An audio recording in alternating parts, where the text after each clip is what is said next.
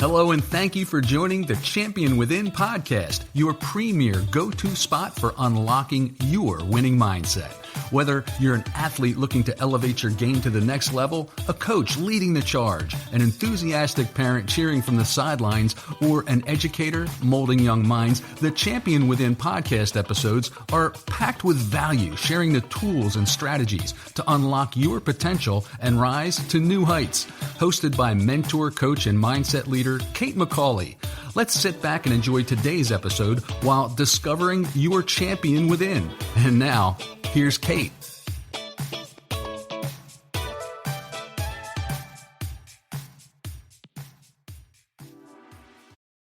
Hey champions, thank you for coming back and joining us on the Champion Within today. You are going to love this next guest. I'm going to admit I'm a little biased because I've had the honor to teach him when he was a high schooler. I really have enjoyed watching his journey, and whether or not he knows it or not, he has always inspired me. He continues to do so. Before we got on this recording, I was thinking of all the things that he's doing, just looking at LinkedIn and seeing all of the pieces of his journey come together has been really inspiring and amazing for me to watch. Today, you get to hear myself and Jeffrey DeVaughn talk. We're going to talk about high school athletics, college athletics, what he's doing now. And I know there's going to be so many things that come into this conversation that you are going to want to steal for yourself, for your athletes as a coach. So get your pens ready, take notes, and I'm looking forward to seeing what we learn. How are you, Jeff? I'm doing good. I'm a date our relationship back a little bit farther, fourth grade. You can. I wasn't sure if we should go all the way back there, but you know what? Why don't we start there? Tell our listeners how we, know each other. Mrs. Porter, how I first met, fourth grade. Then you literally taught me all the way up to 12th grade how life has happened. And I just want to give a quick shout out to Mama Porter, 9th grade year. So this conversation, I've been thinking about this for a while, how you watch me develop from 4th grade all the way up to who I am now. And that's truly special. And I'm honored. And hopefully you can see the picture way better than me because you watched me from a kid develop. So you've seen all these different stages of my life. And your family has been really impactful for me. And Thank you. I give Mama Porter a shout out because even middle school, you think you're the coolest kid, you're the hottest thing out right now. Then you got to start it all back over again in high school, and now you're back at the bottom. And for me, that 9th grade year really set me up for success by having Miss Strop and Mama Porter. If I didn't have them too, I probably wouldn't have went to college.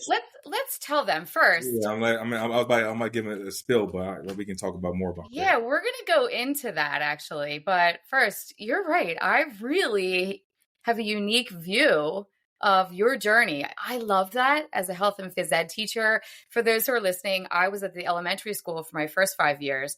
And then I went up to the high school in the same school district. I had this really cool journey, especially with that group that went up as incoming 9th graders. And I got to love them and see them all the way through.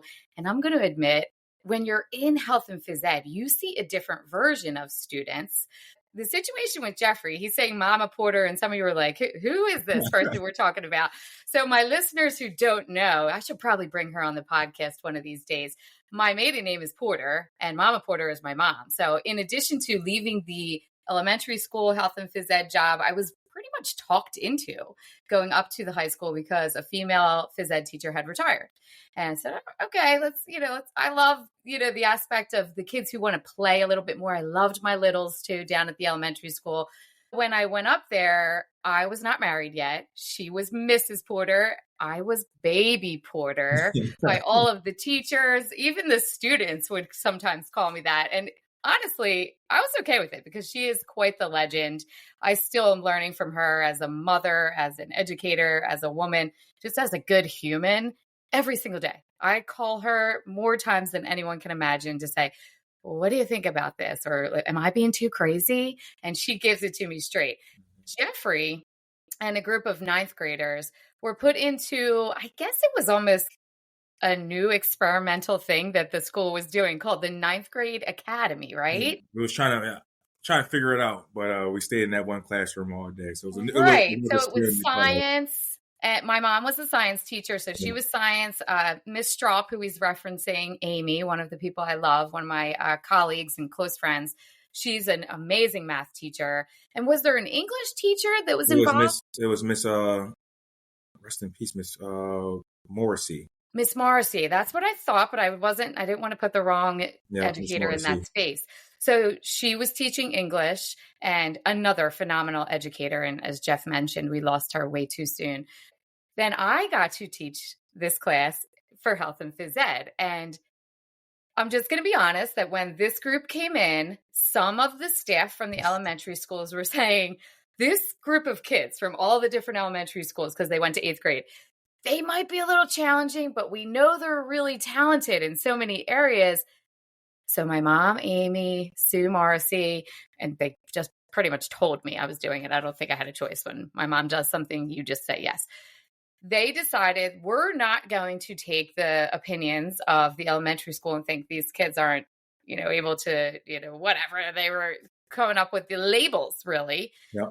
And they were determined to put all of you in a path for success. And you were also unique. There were some artists in the class. There was athletes. It was a great group of kids.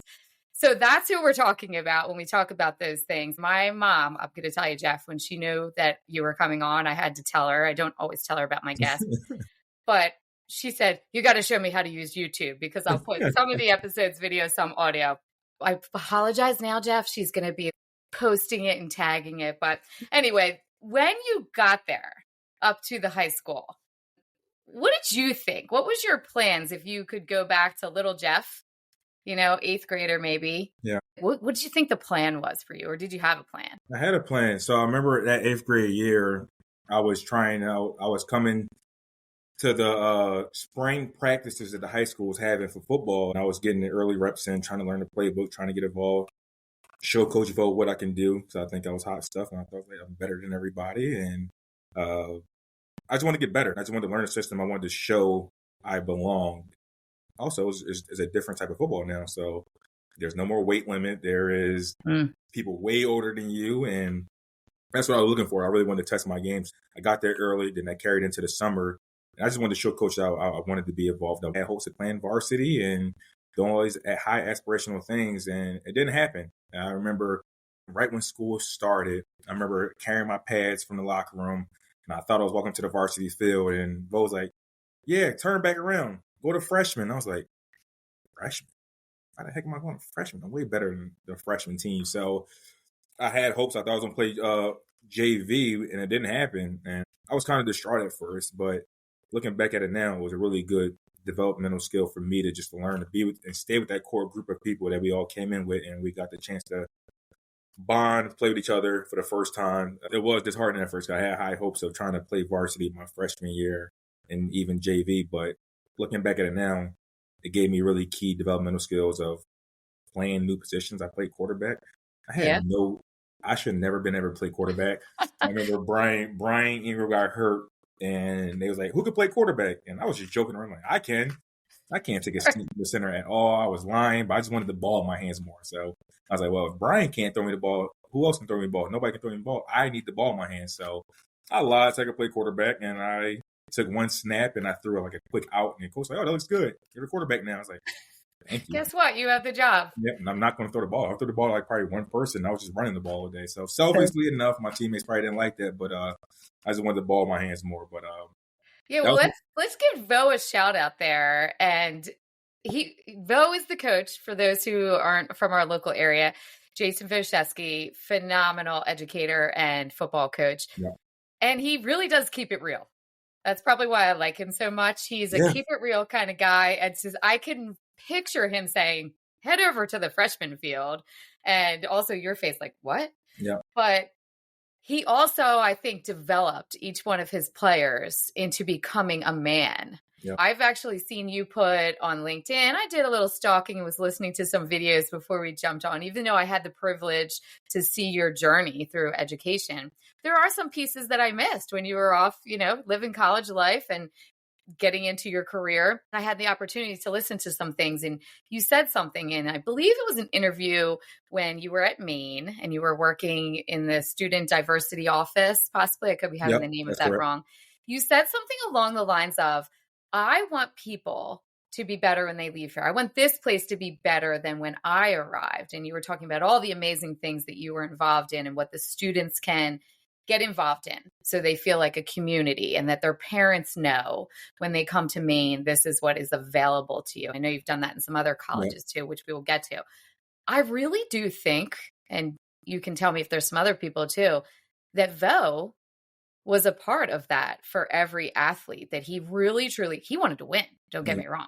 He wanted to win, but he also wanted the guys on his team to become better humans by the time they left. Yeah, and I think that's key with Vo. And I'm thinking about the times we had, just the joking around, playing. Like, he was more than just a coach. He would teach you the game of football, but also he would teach you the life after football, or because everybody wasn't going to Division I or playing college football. So do you have a story about that beyond the football pads take it to freshman field, where it was maybe outside of football? Outside of football, I would say just in general, and all the college recruiting processes all started happening. Like, just him having an honest conversation with me about, you might not go Division I, or just keep your eyes open to any school, because he told me, just don't go to school for the coaches. That was the best piece of advice he probably gave me, was don't go to school for coaches, because I didn't know.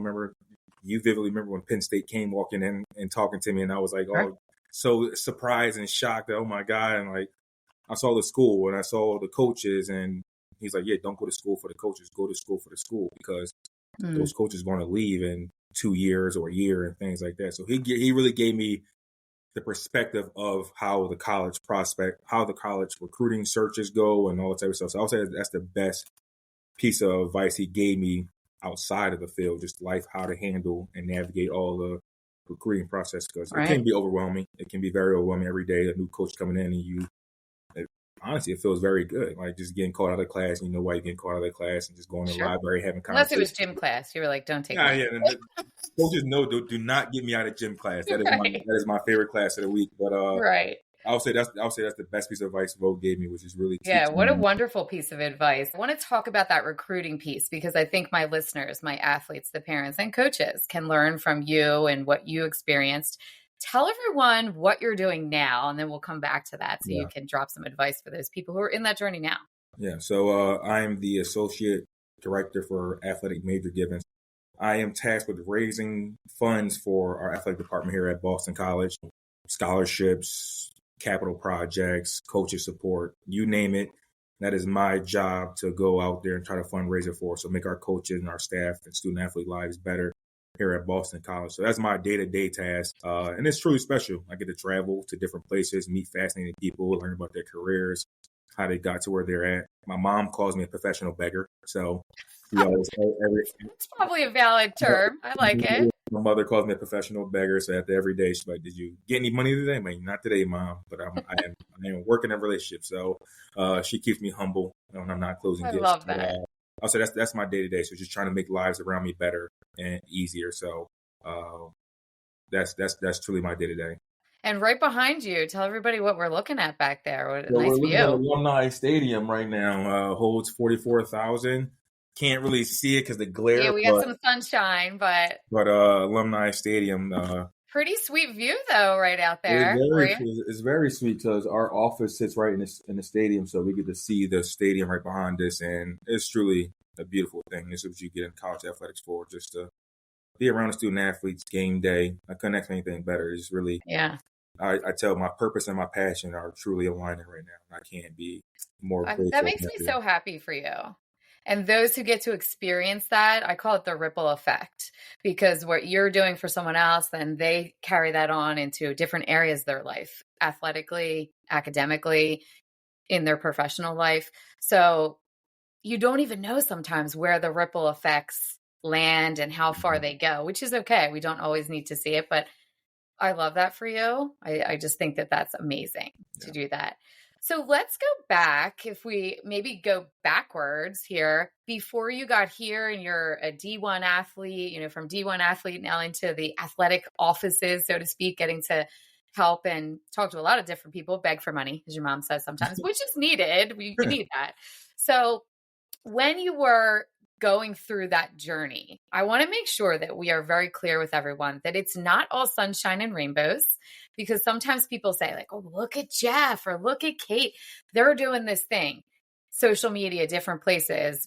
People sometimes see the finished project or the end result. Look where we are now. I think it's really important to tell people there were steps along the way and not all of them were easy. So can you take us back to, let's go back to the high school recruiting. Yep. And I know Penn State came in, lots of different schools. We were also proud of you, still are. And I'm sure you had plenty of people telling you different things beyond Vo. Can you think of a story or a moment where you decided either this isn't going well or this is what I want to do? And how did mindset help you there? Part of it was the SATs. That was my struggle. You have all these big schools coming in, talking to you. Then they look at my grades and like, oh, you got good grades, you good GPA. Pull those test scores out. And I'm like, here we go.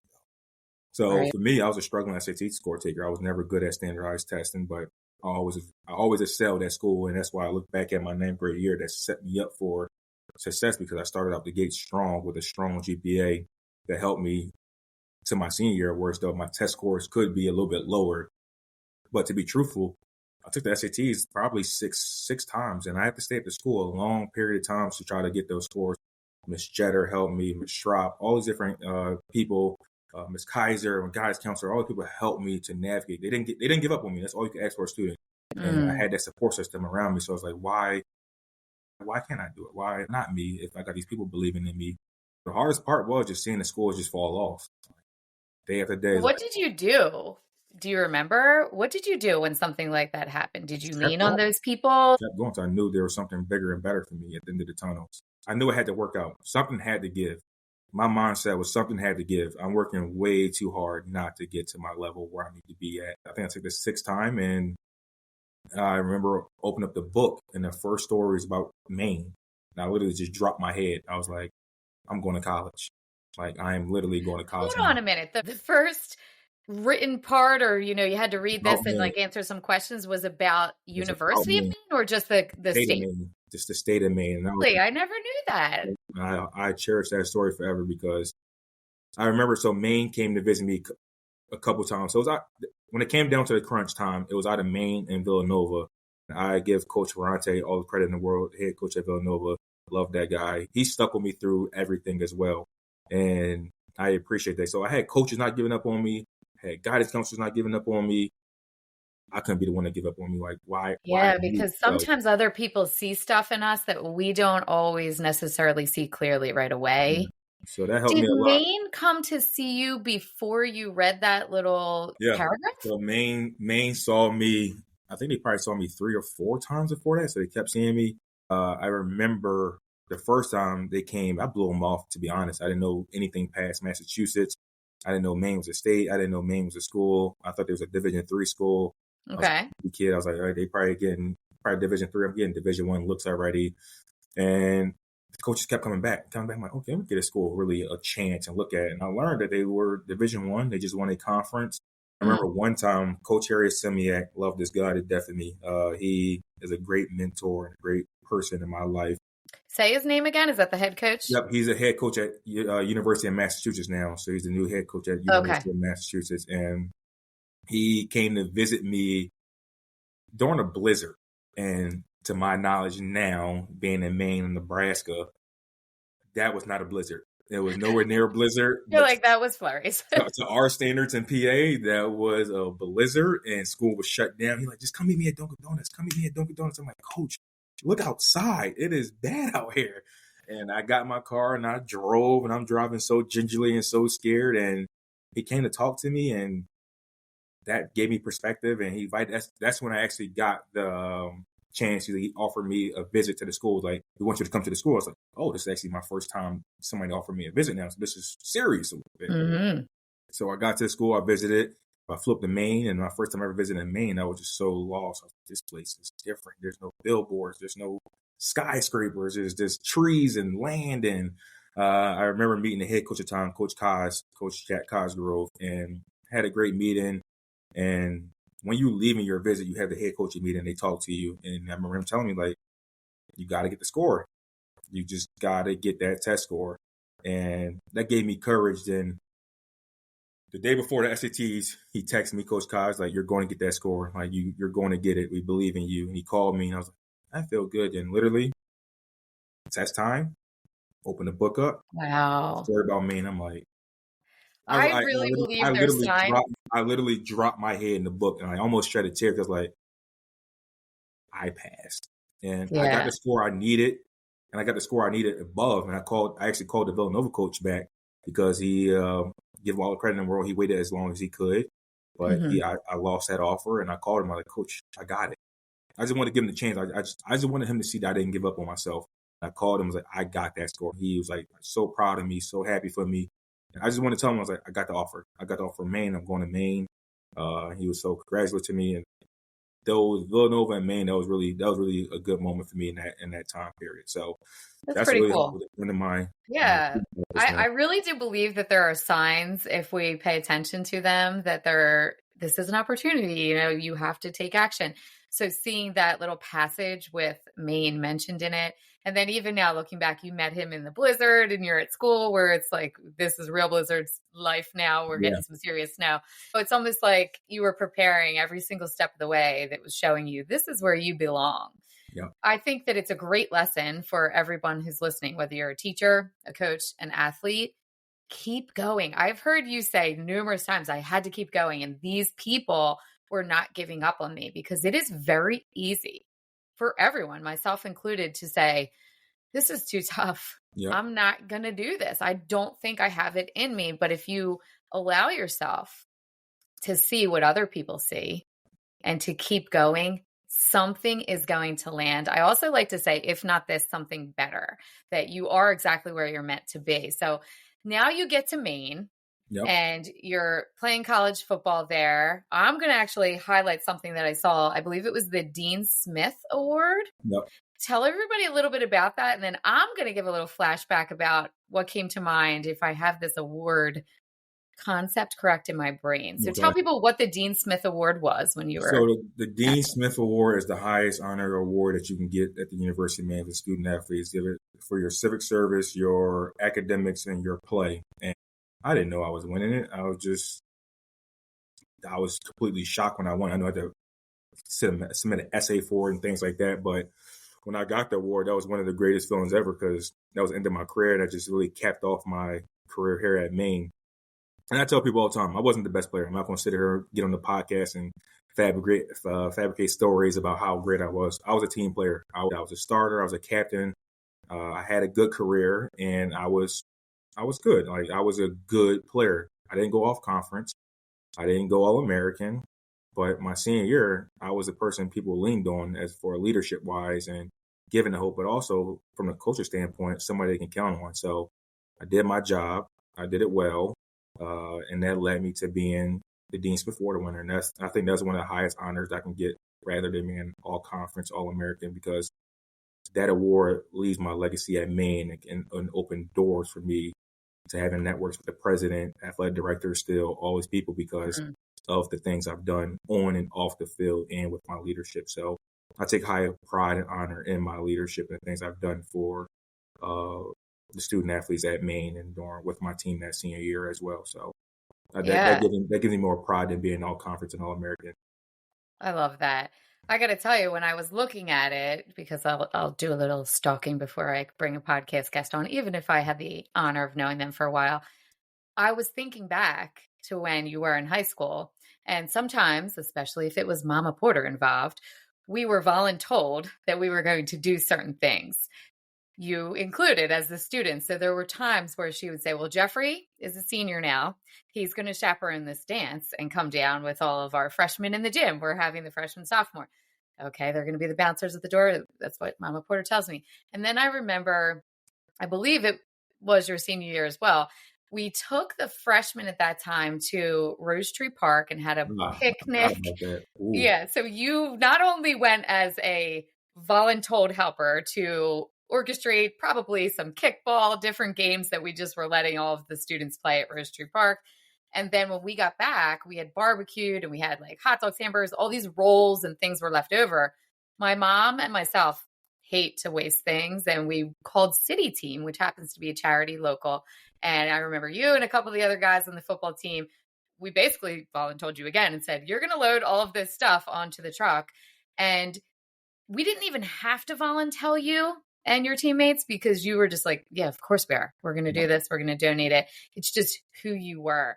That Facebook memory pops up for me every year. I And remember that. yeah, I do flash back remember to that. you standing on that truck holding, I think it was probably a box of the hamburgers or Yep. something. And it really reminded me of watching you go to Maine. I remember you were on the news actually holding little kids' hands, walking to school in Yep. Maine. And it was, I assume, an initiative that their football team or the college did. And I thought, yeah, this isn't the first time that Yeah. he's been doing those things. So the Dean Smith Award was not a surprise to me. And I just think it's really who you are. And is it still something that It's you still who do? I am, and I got chills just now thinking about both of those because I hadn't thought about those in a minute. And I try to be more self-aware of the things I do, but I just do things. I don't think about things. I just go do it, and I just do it for the greater good. I can't tell you why. I just want to make people better around me. It's as simple as that. I just want to make sure people around me have better than what I have, or just in general. I hate seeing people sad, angry. Like, I just want to how can I make your life better? How can I eliminate roadblocks? And I think looking at going fast forward, but looking here at BC, I came at BC at the right time in my life. So after leaving Maine and going to Nebraska during COVID, went to Boston College, whereas though I lost my student athlete identity. I didn't know who I was. See, I'll be open and honest on the podcast. I was suffering from depression. I had to go to the first time ever in my life. I found help to go to get mental health counseling. I tell myself now, Nebraska was a time for me to tear myself down to build myself back up to who I am now because Nebraska was a place I needed to be. I was 27 hours away from home. I went out there literally for $10 an hour to just get my foot in the door of college athletics. My mom thought I was crazy because I could work at McDonald's or Wendy's or anywhere else for more money, but I just needed to start, and there was no place bigger than Nebraska from the history of Nebraska standpoint, and I just needed to get my foot in the door of college athletics, so I did that. But when I was there, I was alone. First time ever in my life, I didn't have no teammates. I didn't have a locker room. I didn't have my parents. I didn't have nobody.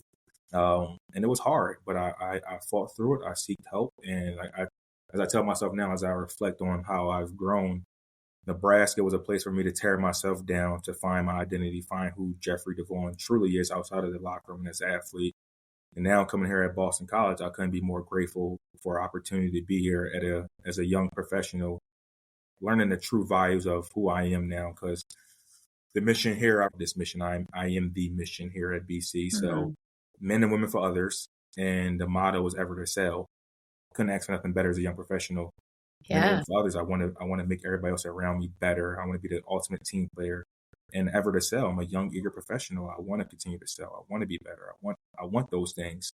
So just to reflect on that question, that's how it all comes in handy. Like I'm so glad you took that time to reflect, and I appreciate the honesty. It's not easy to say that, especially when you are viewed as the big bad, like, look at me, football player. Even when you're walking in as a freshman in high school and all the way through. It's important, though, that we bring that up because somebody listening right now is thinking, oh, I need to do that too. I actually saw something posted. I wasn't related to this at all, but I saw something posted somewhere, Instagram or something, where there was basically some sort of therapist or life coach type person had a student athlete stand on top of a chair.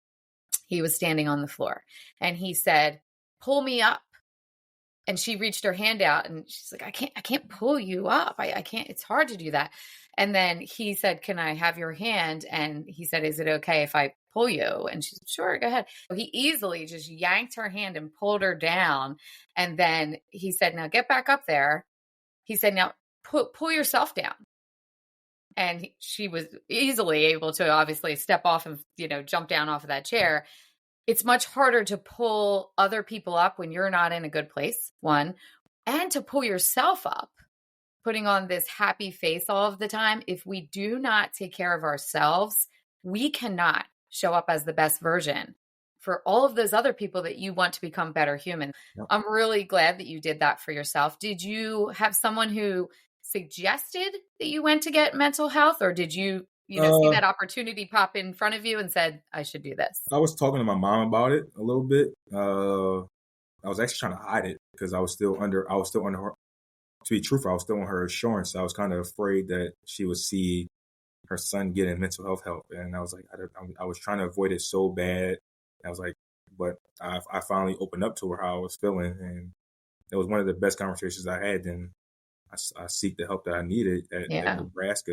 And that was really life-changing. That's when the switch flipped in me and how I became who I am today. Like I said, I literally had to tear myself down to build myself back up. And so I leaned on my mom. And that was really helpful for me. Like I said, trying to hide it and do those things. But it panned out in the end. It really panned out. So I would encourage those who are listening, sometimes the tough conversations have to happen, and we don't want to say to our parents or someone we think is looking at us and putting us up on this pedestal, like, you're doing so great.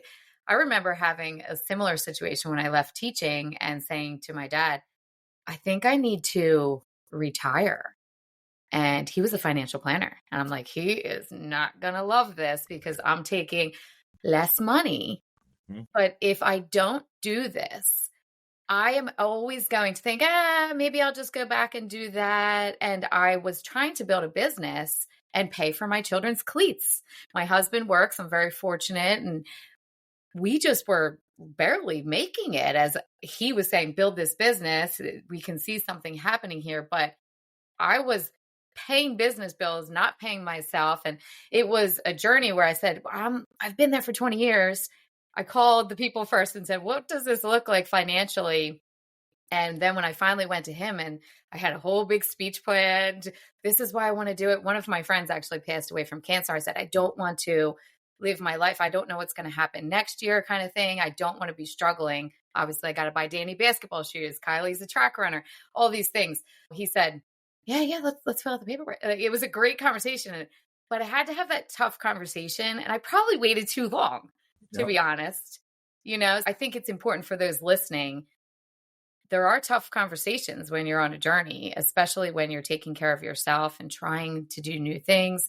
You're in Nebraska by yourself, right? It should be expected, we think, that we can handle tough things because we're athletes. And that's not always true.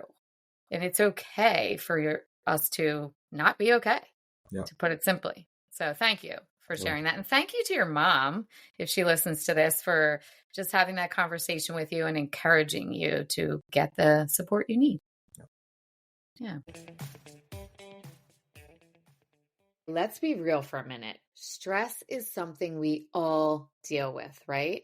Before work, during, after work, it's always there. But here's the thing. Not every stress-busting tool works for everyone. I always say if we were all the same, life would be boring. That's why I put together the Stress Buster Guide. It has a few different options. Some you'll love, some maybe not so much. And that's okay. I want you to find what clicks for you. It's totally free. Honestly, it's my most downloaded resource for a reason. After the show, I want you to go to the show notes, click the link, and grab it so you can start feeling more in control. No matter when stress hits you, there is a tool for you to calm your nervous system. You deserve to make that happen for yourself. I'm rooting for you always. Now let's get back to the podcast chat.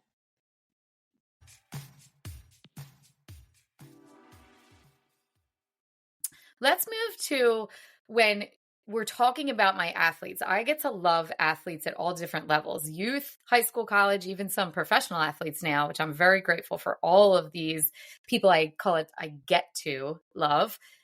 If you are talking to that high school athlete, maybe the high school athlete that's still inside you, the college person who is helping people navigate when you were at Maine, and now when you're at Boston, thinking about all of the athletes and the different people you deal with, what's one thing you would suggest to that, let's say, junior or senior in high school who is starting to think about, what do I do next? Where do I go?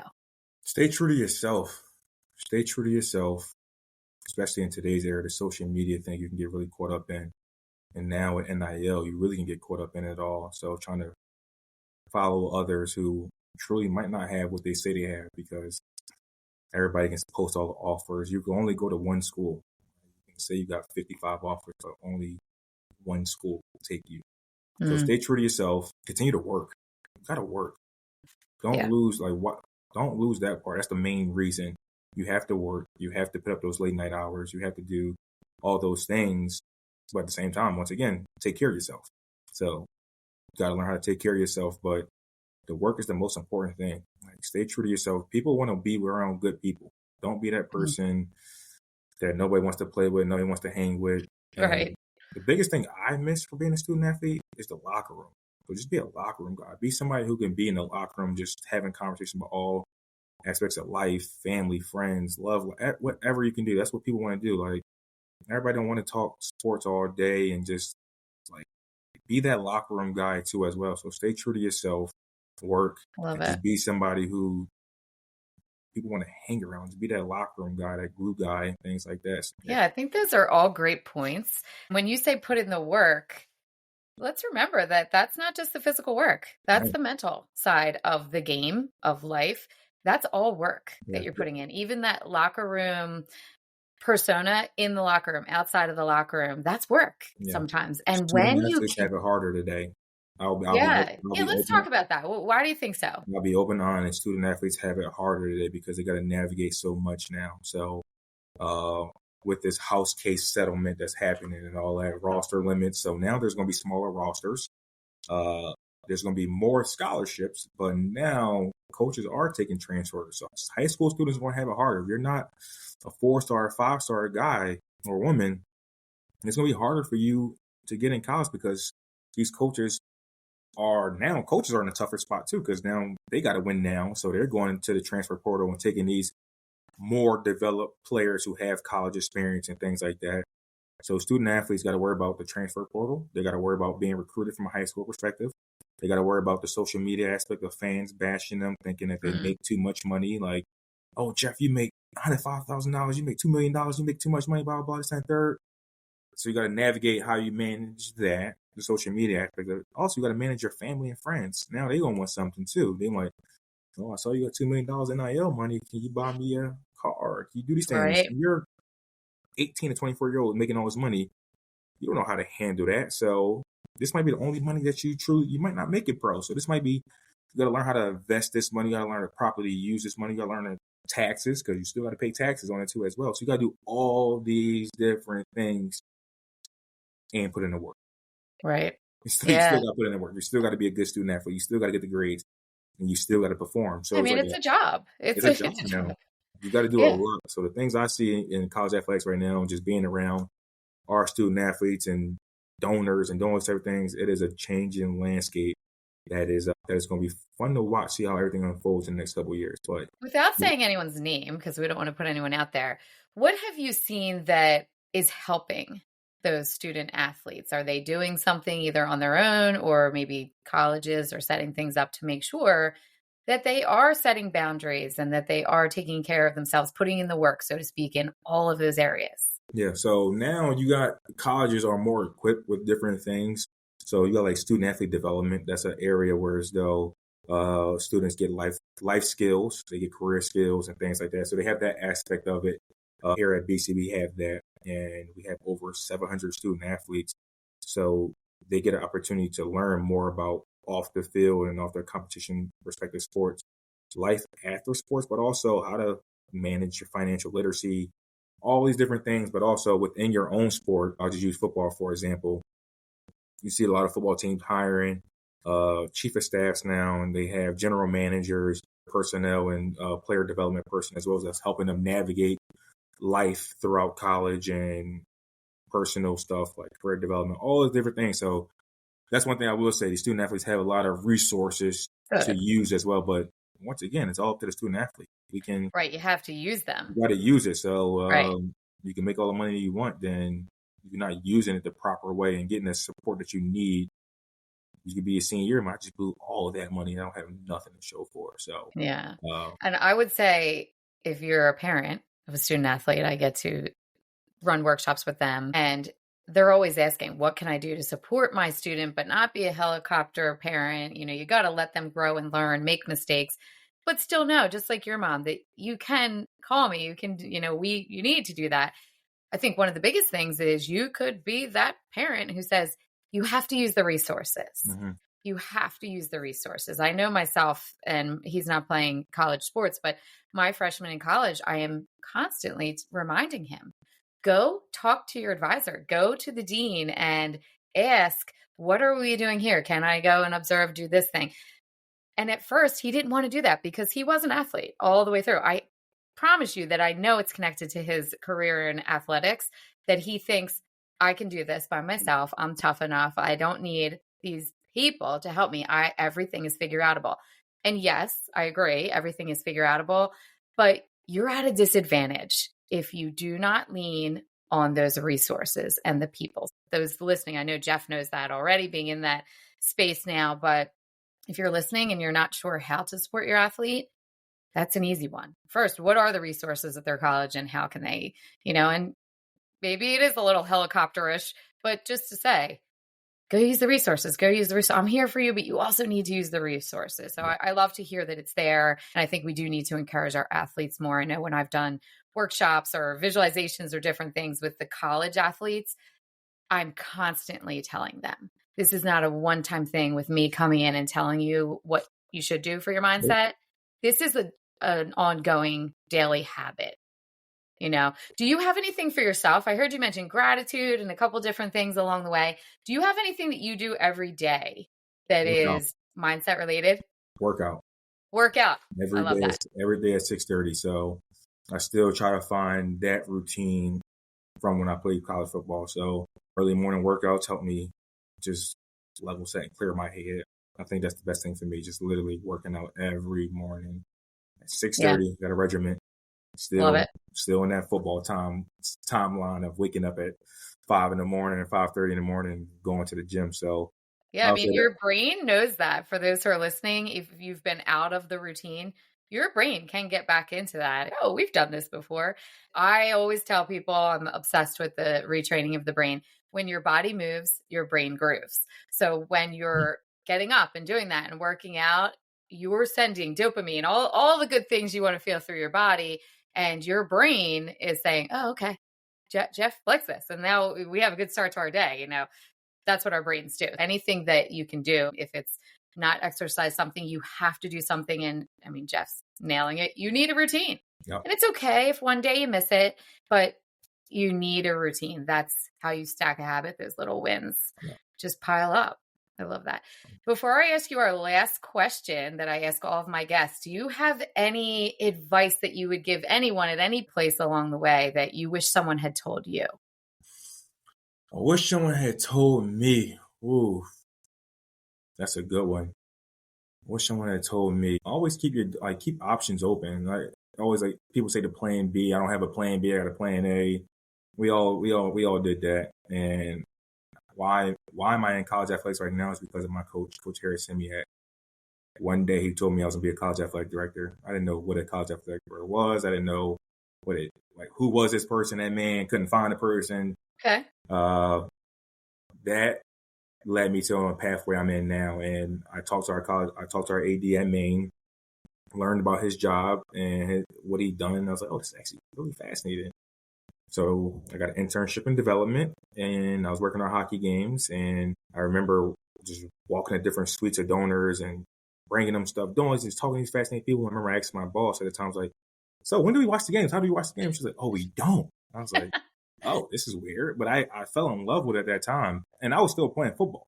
And that's the thing about it. I was still playing football. I was like, oh, I actually really, really like this. I really, really want to continue to do this. I continue to get more involved, learning more about it, doing different internships in the college athletic department.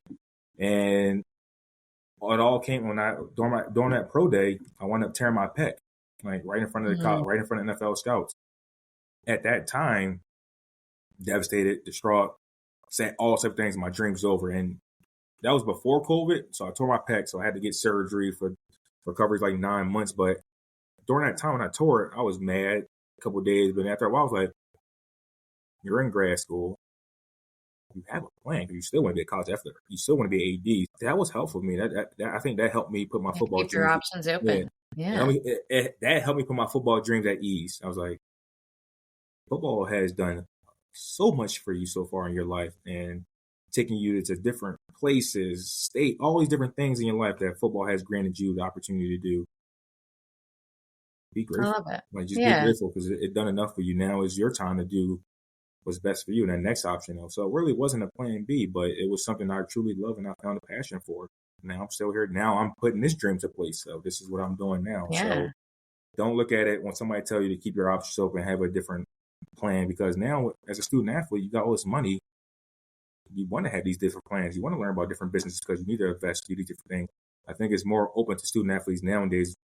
I'm about to say back when I played. I'm not that old, but right. Back when I played. Yeah, don't make me feel really old. Back when I played, it was like NFL, pro. But now, as a student athlete, you got to have that business acumen of you. You got to have that mindset because you're making this money. You got to learn how to manage it and do all these different things. So, and the NIL aspect of it is endorsement. So you are a brand now. So you are getting represented by Adidas might want to come sign you, Nike, all these different brands. So no, it's not just a plan A for football or whatever sport you play, because those other deals are out there. So you got to be able to market yourself and have different plans. So that's the best. Sure. I think it's great advice. And it's not telling someone to give up when you're saying keep your options open. It's telling someone to be intelligent. Yeah. And be ready for all of the possibilities, because there are a lot, as we were just talking about. It's really different for student athletes now. I think that's great advice. I was just thinking when you were talking about the different things, you're in Boston now, and different from Nebraska, you're not necessarily alone. There are some people who are close by. I happened to interview Isaiah, who was on the podcast. Do you see him? Do people come to Boston and hang with you? Yeah. So funny story, me and Isaiah, we got to Boston literally the same exact time. So when he was interviewing for the Celtics, I remember him calling me. I was still in Nebraska. He's like, hey, what do you know about Boston? And I was like, start telling about stuff. So being in Maine, I came down here quite often for college. Sure. And I was telling about it. And he like asked me about it. I was like, why? He's like, I'm interviewing for the Celtics. I was like, oh, snap. I'm actually interviewing for Boston College right now. So that really helped me and him rekindle our relationship because of the time we spent apart. He was at Delaware State. I was at Maine. Mm-hmm. So we were still talking a little bit, but our friendship wasn't as tight. You were on different paths in different places. Different paths. So it wasn't, our friendship wasn't as tight as it was when we was in high school and things like that. But now it is extremely tight. And I tell him this all the time. It's good to have somebody to go on the journey with in different levels. I'm on the college level. He's on the pro level, but we're both around the same age, same area, same neighborhood, same high school. Same elementary school. Same elementary school. I got to see both of you the whole way through. It was pretty awesome. So we just popped into my brain that you're both in Boston, and that's pretty cool. Yeah. So although I'm sure you're busy, but yeah. So we talk about it all the time about how we just want to be that beacon of hope for our community in our high school, because it is possible. It is. Yeah, I feel like I could keep you forever, and I don't want to do that because I know you have a busy day. One more thing, and then we're going to go to that final question. I'm glad you said that beacon of hope for our high school and the community you're in now. I see Isaiah doing stuff with youth in Boston and different places. And he even mentioned when he was on the podcast about, you can do anything. It doesn't matter where you start. And I've seen you in different interviews and things say, even going back to Academy Park where you were at high school, reminding the students that you can do this. I heard an interview where you were saying, if I would have thought this kid from outside of Philadelphia is getting my master's degree doing this, it seems almost surreal to me.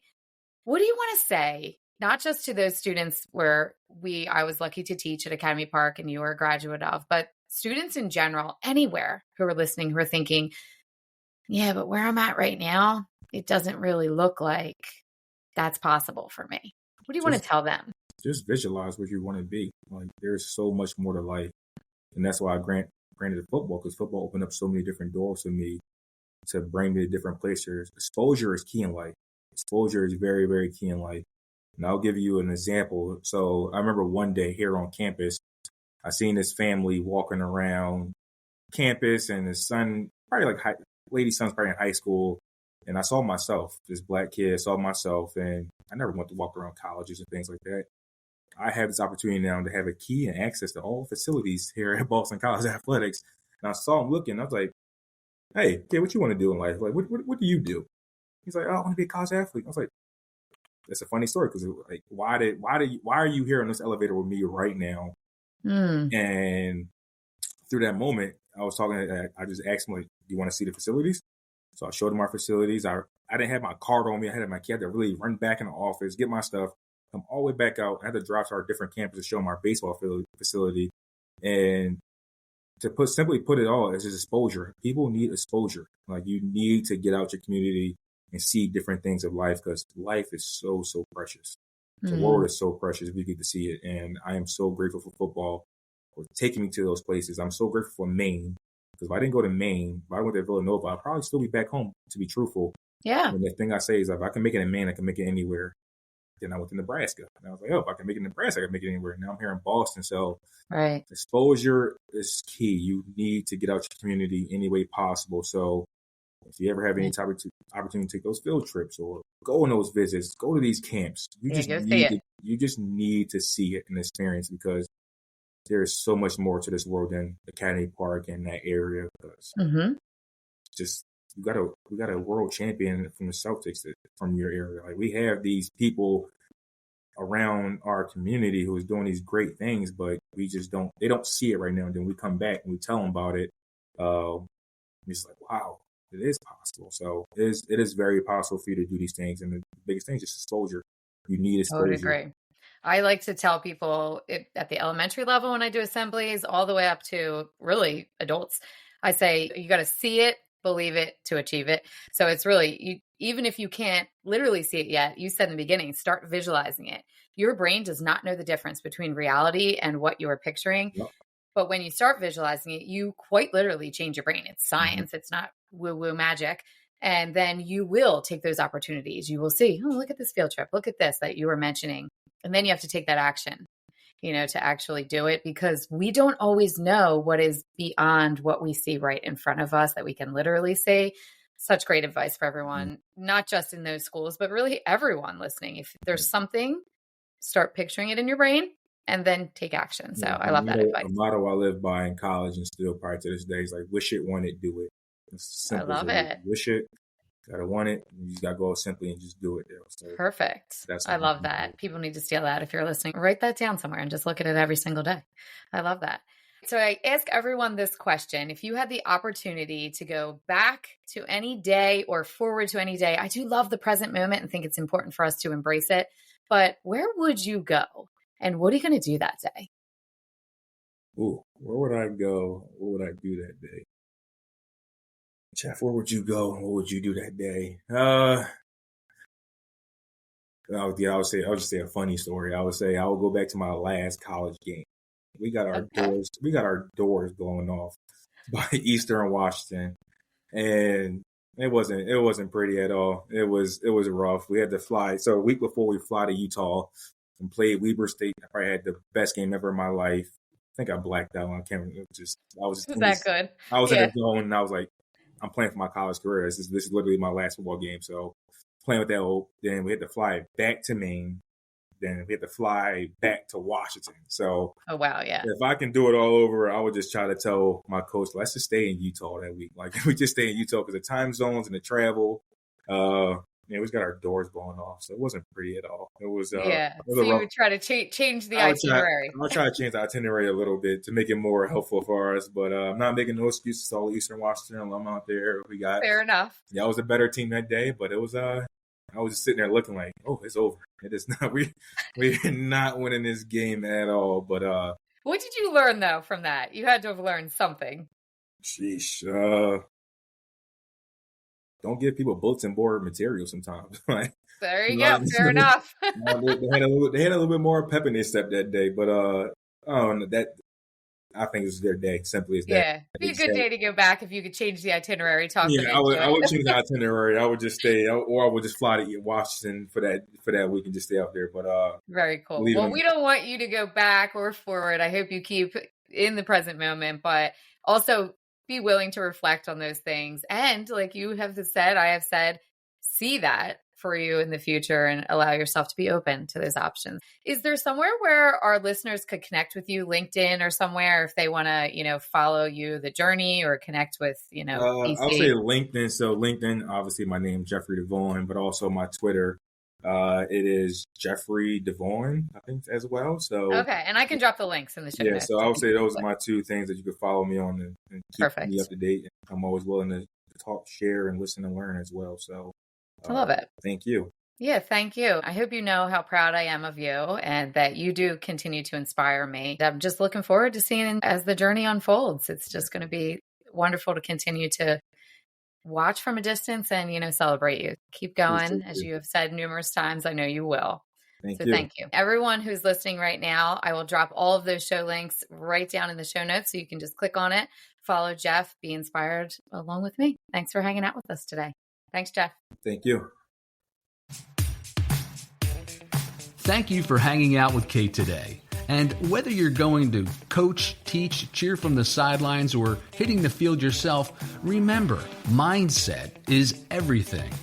Don't forget to follow the show for the latest episodes, as we all need a little extra motivation, humor, and sanity in our busy lives. Now, go and unleash your champion within you, one step at a time.